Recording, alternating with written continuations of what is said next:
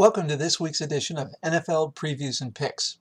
This week starts the bye weeks with Cleveland, Dallas, St. Louis, Miami, Washington, and Baltimore getting the week off.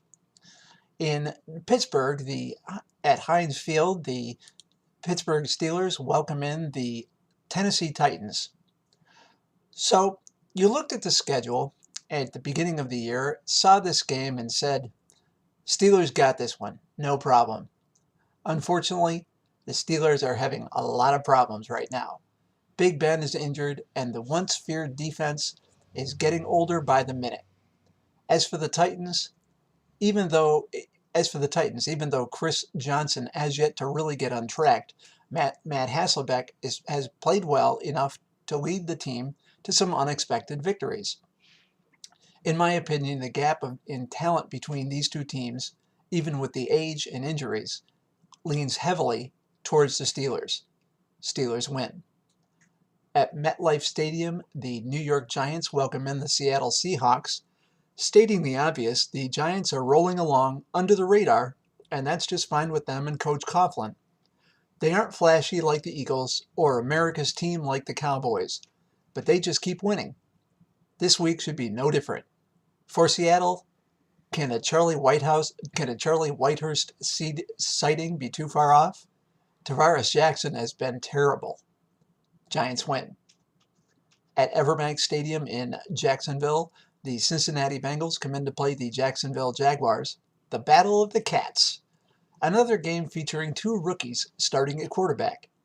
Andy Dalton of the Bengals was given the job on the retirement of Carson Palmer, while Blaine Gabbert has come in off the bench in relief of Luke McCown. Coming off their win over previously unbeaten Buffalo, the Bengals have to be riding high. Both teams are young, but the Bengals seem like they are ready to make some noise right now. Bengals win. At Carolina Bank of America Stadium, the New Orleans Saints come in to play the Carolina Panthers in an NFC South battle. I was skeptical about Cam Newton at the beginning of the season due to his shady dealings in college. I'm still wary, but the kid has talent, even though he has come back to the field just a little bit. For the Saints, you know the drill. Drew Brees is an elite quarterback, and Mark Ingram gives him a running and catching threat out of the backfield. The defense is led by Will Don't Call Me Fresh Prince Smith. Way too much talent and experience on the Saints, and they get the win here. At Reliant Stadium in Houston, the Oakland Raiders come in to play the Houston Texans. This game has the makings of a slugfest. You know both teams want to run the ball with Darren McFadden of the Raiders and Arian Foster of the Texans. Of course, don't forget the passing game. Jason Campbell and Matt Schaub can light it up if needed. Both teams are playing well. When was the last time you heard that about the Raiders? Anyway, the Texans get the win here. At Ralph Wilson Stadium in Buffalo, the Philadelphia Eagles come in to play the Buffalo Bills. The Eagles were supposed to be the dream team, but that has fallen pretty hard. The Bills came out flying as the Cardiac Kids until their first loss of the season last week against the Bengals. Sorry, Buffalo. Philadelphia is probably better than the Bills in their sleep. I still think Ralph Wilson Stadium will be rocking, and depending on the weather, it could be a fast track, and that probably favors the Eagles and their passing game. I'm still giving the Bills the win, however. At Indianapolis, Lucas Oil Stadium, the Kansas City Chiefs come in to play the Indianapolis Colts. I'm starting to hate talking about these Colts games. You know, that next man up mantra they all talked about when Peyton went down? They're all hoping the next man up will be Peyton. Sorry, guys. Last week, I picked KC to get off the schneid, and they did. This is a game of currently bad teams. KC wins.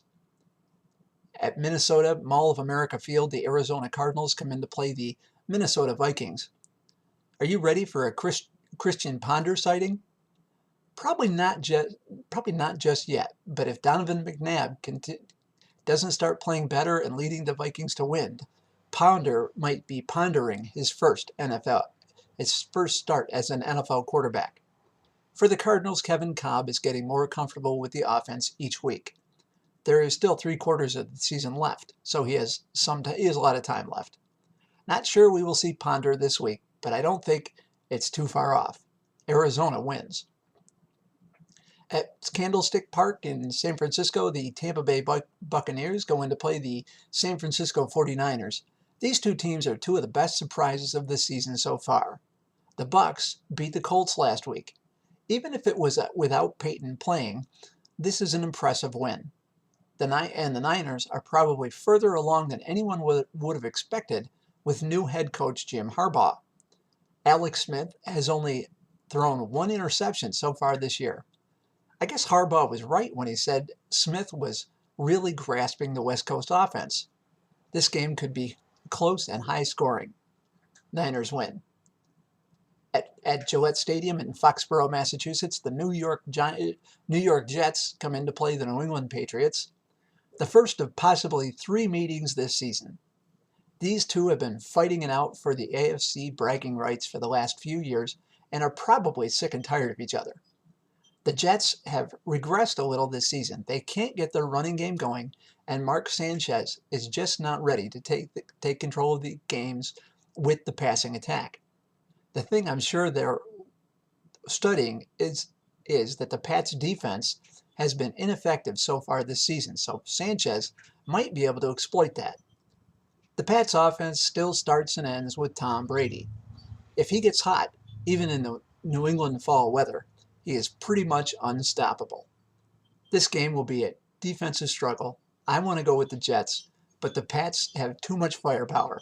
Pats win. At Invesco Field at Mile High, the San Diego Chargers come in to play the Denver Broncos. This could be the game that decides when Tim Tebow takes over at quarterback for the Broncos. Or maybe not. San Diego is clearly the class of the AFC West and should win this game, but the story will be the Tebow factor. I would like to see him play in the second half when the Chargers have the game well in hand. Chargers win. At the Georgia Dome in Atlanta, the Green Bay Packers come in to play the Atlanta Falcons. Do you remember last year's playoff game between these two teams? You can bet the Falcons do.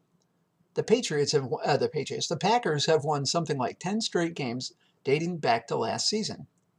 An amazing role that the Falcons would like nothing more than to end. For a game like this, the Falcons' best weapon is handing the ball off to Michael Turner as often as possible, thus keeping the ball away from Aaron Rodgers and the Packers. Trouble with that is that the Pack defense is pretty damn good, and they will know what's coming. Roddy White and Julio Jones will have to have big games for the Falcons to have a chance. They don't. Pack wins. And finally, on Monday night, the Chicago Bears go into Ford Field in Detroit to play the Detroit Lions. Are you ready for some football? Hank Williams might not be for a while. Oh, this could be fun. The first Monday night game in Detroit in years. The scheduling gods must have known they would be good at this point in the season. 4-0 good? Doubt it. The Bears are a 500 team all the way around, right down to the number of points they have given up versus the number of points they've scored. That said, this is a huge game for Matt Stafford and the Lions.